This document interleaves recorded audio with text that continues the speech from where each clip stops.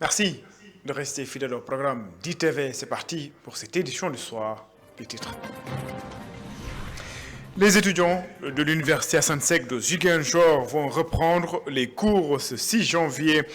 Les autorités, selon eux, sont en train de satisfaire leurs revendications, mais les questions de la session unique restent entières. Le retrait prochain des ASP de la circulation, une annonce des autorités policières approuvée par les citoyens. Nos interlocuteurs soutiennent que ces agents de sécurité doivent être employés pour leur mission première. Insécurité à Malika, le meurtre d'une fillette de 12 ans en est une preuve vivante. Cette affaire pose en même temps la question de la confiance entre voisins de quartier. Elle remet également au goût du jour la démission des parents par rapport à la surveillance de leurs enfants. Voilà pour les titres. Le développement, c'est dans une poignée de secondes.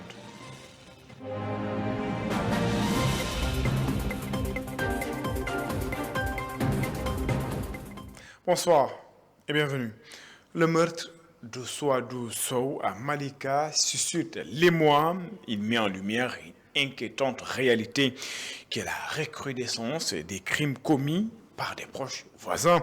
Entre défaut de surveillance des enfants et démission des parents, les habitants de la banlieue s'interrogent sur l'effritement des liens de confiance entre voisins. C'est un sujet de Mamoudou Lamine Fati. Meurtre, agression, vol, petit banditisme, des dérives alarmantes. Mais ce qui inquiète davantage, c'est la montée des actes criminels commis par le voisinage. Le meurtre de la jeune Souadou Sow, survenu à Malika, en est une triste illustration. Mansour Ndiaye, ami de la famille de la victime, partage son désarroi face à ce drame.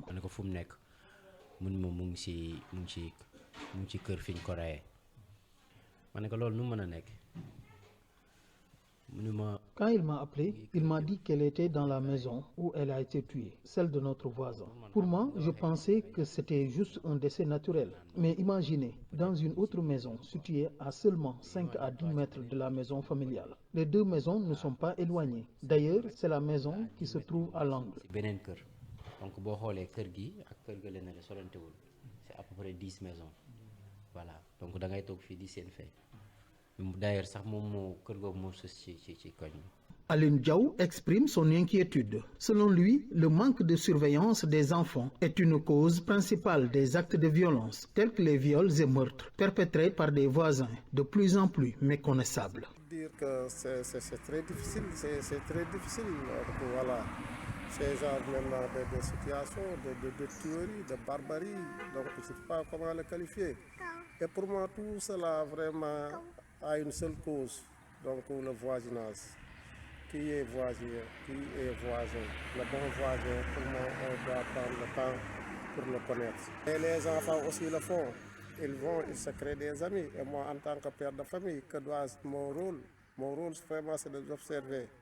Vraiment de choisir même à la place des enfants. Si on laisse les enfants choisir, si même nous, on ne prend pas le temps de choisir, ça peut vraiment amener des dérives.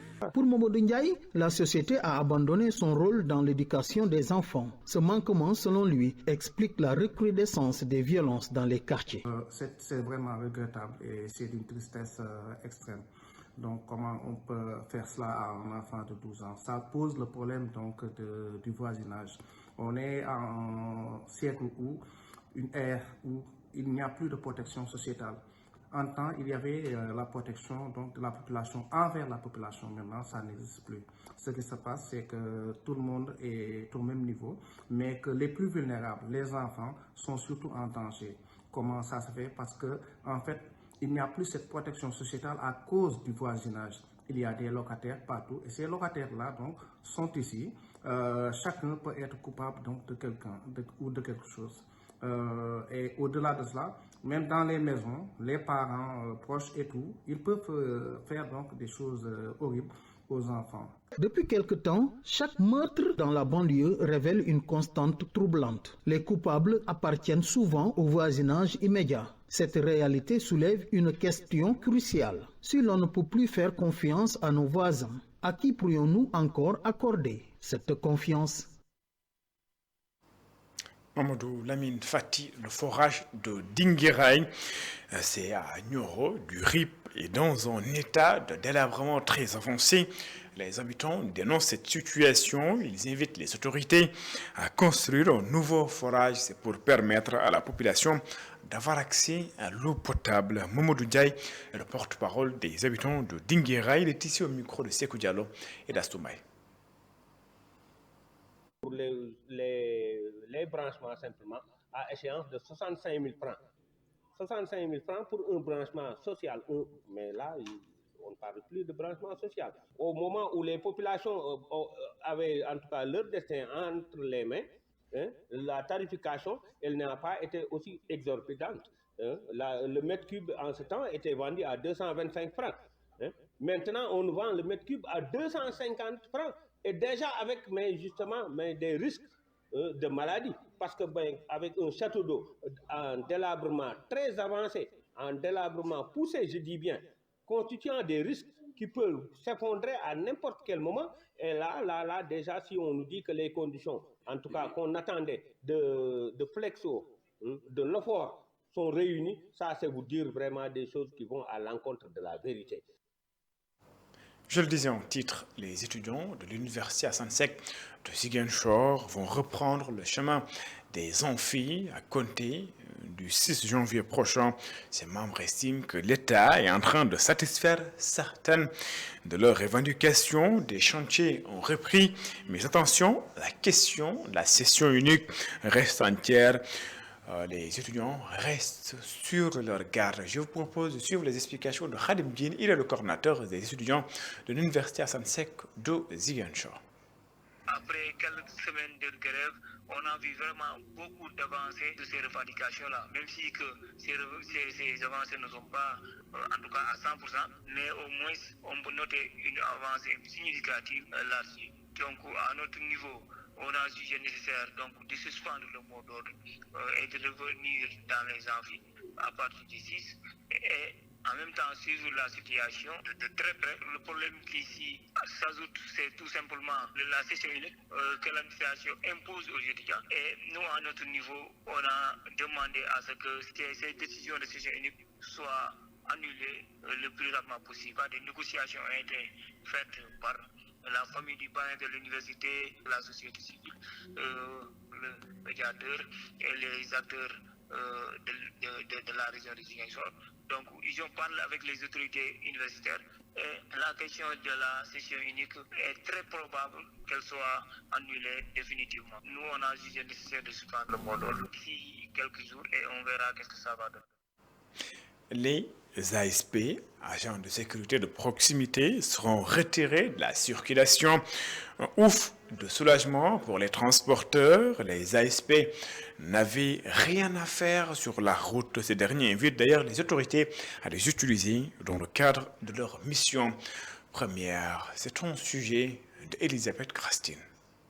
Garage de Liberté 5. Les chauffeurs sont en pleine discussion. Un vif désaccord porte sur l'arrêt des clans d'eau. Chacun exprime son opinion, souvent avec passion. C'est ici que nous rencontrons cette personne âgée qui approuve pleinement la décision d'arrêter les ASP dans leur fonction de régulation de la circulation. Si on les recrute, ils devraient les affecter à des tâches spécifiques, comme l'avaient fait les socialistes en les assignant à la commune de Dakar. Mais ils n'ont pas le droit de gérer la circulation. La régulation de la circulation doit être assurée par les policiers, les gendarmes ou éventuellement les militaires. D'ailleurs, même les militaires n'ont pas vocation à cela gérer. Ils doivent rester à la caserne. Il n'y a pas de débat. Un pays doit être mis sur le droit chemin. De son côté, ce père de famille, chauffeur de clando, partage cet avis. Il estime que les ASP exagéraient souvent dans l'exercice de leurs fonctions. De mon point de vue, les ASP n'apportent rien de concret à la population. Au contraire, beaucoup d'entre eux ne font que causer des problèmes aux conducteurs de moto. Ce travail devrait être exclusivement réservé aux policiers. Mais eux, les ASP, se permettaient de faire des choses qu'on ne leur avait jamais demandé de faire. Quant à ce conducteur de moto, il se réjouit de cette mesure. Selon lui, les ASP ont causé beaucoup de difficultés aux motocyclistes. C'est un acte à saluer. Franchement, les ASP nous ont vraiment fatigués. Ils arrêtaient les gens tout le temps, ce qui n'est pas normal. Le travail revient aux gendarmes, pas eux. Leur rôle, c'est le gardiennage, pas de rester à interpeller des motocyclistes. La direction de la sécurité publique, dans un communiqué, a demandé de mettre un terme à l'emploi des agents de sécurité de proximité dans les missions de régulation de la circulation et de contrôle des véhicules. Une décision bien accueillie par nos interlocuteurs. Certains jugent cette mesure légitime et souhaitent que les ASP se limitent au gardiennage. D'autres estiment que cette décision était attendue depuis longtemps. Les jeunes de Taxawu Sénégal, section Pikine, réitèrent leur soutien à Barthélémy Diaz. Ils dénoncent la révocation de la mairie de Dakar. Ces jeunes se disent prêts à se battre pour l'édile de la ville de Dakar. Retrouve son fauteuil, mais avant cela, retenez donc cette note du ministère des Transports terrestres qui, par un communiqué, donc estime pour ce qui concerne, disons, les 2 roues en attention des détenteurs de véhicules de 2 roues ou de cylindres supérieurs à 49 cc et non immatriculés. Le ministère des Infrastructures et des Transports terrestres et aériens informe donc les détenteurs de motos 2 roues, cylindres supérieurs à 49 cc et non immatriculés qu'en application de la circulaire prématorale numéro 00015 PMCABCT infrastructure du 13 décembre relative à la mise en œuvre des mesures conservatoires de renforcement de la préservation de la sécurité routière. Un plan d'action a été engagé par les autorités compétentes. Des décisions spécifiques ont été donc prises concernant les véhicules 2 roues fortement utilisés dans les zones urbaines. Ces mesures visent donc à renforcer la sécurité publique par l'identification des motos et à contrôler l'usage de ces véhicules afin d'assurer la sécurité de tous les usagers de la route. Le ministère donc des infrastructures et des transports terrestres appelle tous les détenteurs de véhicules 2 roues concernés par la directive à se conformer aux mesures qui seront précitées, d'accorder d'abord un sursis au conducteur de 2 roues qui contrevient à l'obligation de plaque d'immatriculation pendant 3 mois, mais à compter du 13 décembre 2024 jusqu'au 13 mars 2025. Tous les autres motifs de contrôle restent en vigueur. Le démarrage des immatriculations gratuites à partir de la semaine prochaine, la semaine du 6 janvier. Le ministère recommande donc à tous les détenteurs de 2 roues de profiter de cette période de sursis pour procéder à l'immatriculation gratuite de leurs véhicules et ainsi contribuer à une meilleure sécurité routière. Passé ce délai, l'autorité estime que toute moto non immatriculée sera immédiatement mise en fourrière. Renseigne donc le communiqué signé par le ministère des Infrastructures, des Transports terrestres et aériennes. Je le disais tantôt en politique, les jeunes de Taxawu Sénégal, section Pikine, réitèrent leur soutien à Barthélémy Diaz et dénoncent la révocation de la mairie de Dakar.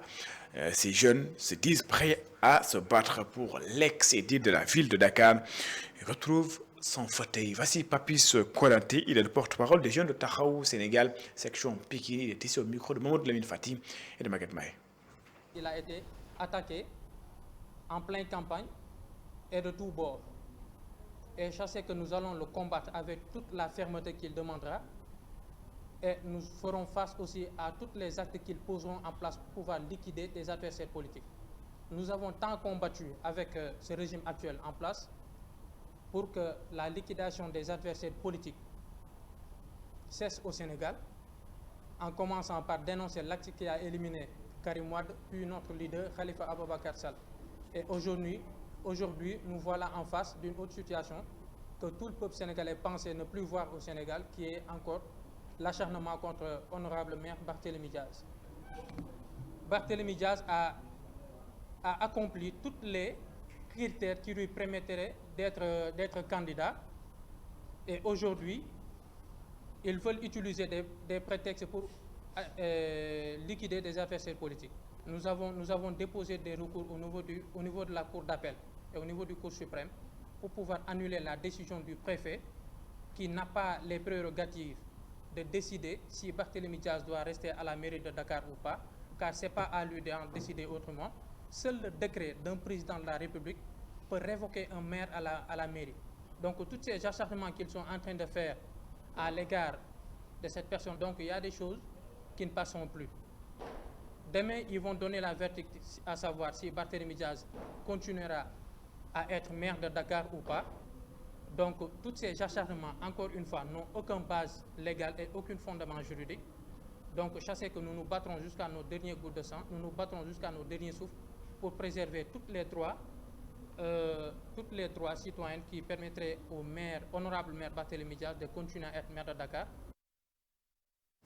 La directrice générale de la TSSA, Aminata Sarr, présente les orientations stratégiques de la télédiffusion du Sénégal pour l'année 2025, la modernisation des infrastructures, des antennes de diffusion, la recherche de nouveaux partenaires ainsi que la formation des agents sont au cœur des priorités de la nouvelle direction en cette année 2025. Aminata Sarr, directrice générale de la télédiffusion du Sénégal, elle est ici au micro de nos confrères de la presse.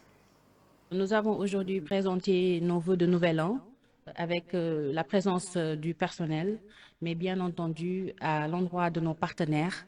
Et il s'agissait également de revenir sur le bilan de l'année 2024 et de tracer la voie pour 2025.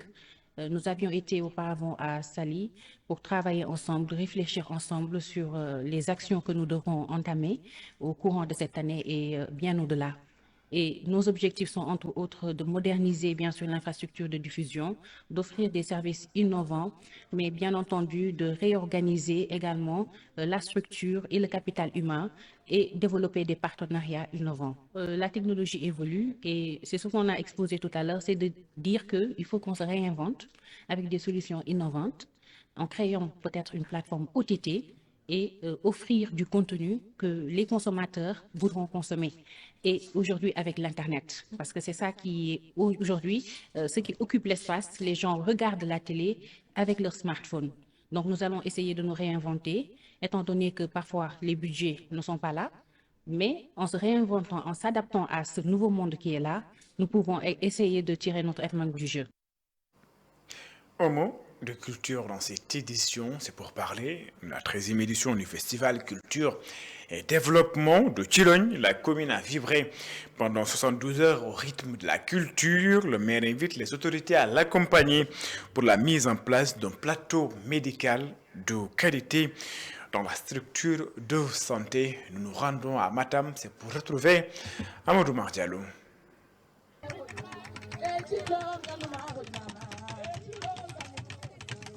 L'édile de la ville, Mamadou Eliman Kane, est revenu sur l'importance de l'événement. Ces journées, créées en 1998, sous la clairvoyance du président Almami Bokoum et de Samba Anne, constituent un moment fort de rencontre, de partage et de valorisation de notre richesse patrimoine culturel. Grâce à cette vision, Thilogne s'est affirmé comme un carrefour où tradition et modernité entrelacent pour bâtir une identité forte et résolument tournée vers l'avenir.